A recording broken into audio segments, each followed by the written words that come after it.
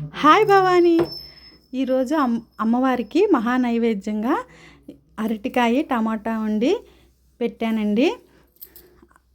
నైవేద్యంతో పాటు మంచినీళ్ళు కూడా కంపల్సరీ పెట్టాలి. మనమైతే అన్నం తిని మంచినీళ్ళు తాగకుండా ఎలా ఉంటామో అమ్మవార్లకు కూడా మహానైవేద్యం పెట్టేటప్పుడు మంచినీళ్ళు అనేది కంపల్సరీ పెట్టాలండి.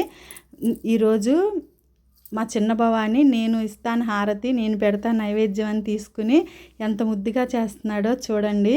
నేనే చేస్తానమ్మా భవాని అని నా దగ్గర అడిగి మరీ చేపించుకుంటున్నాడు అనమాట. ఇంతేనండి, పిల్లలకు మనం ఏది నేర్పితే అదే నేర్చుకుంటారనమాట. నేను 1-2 రోజులు చెప్పంగానే మా చిన్న భవాని అన్నీ తనే చేస్తున్నాడనమాట.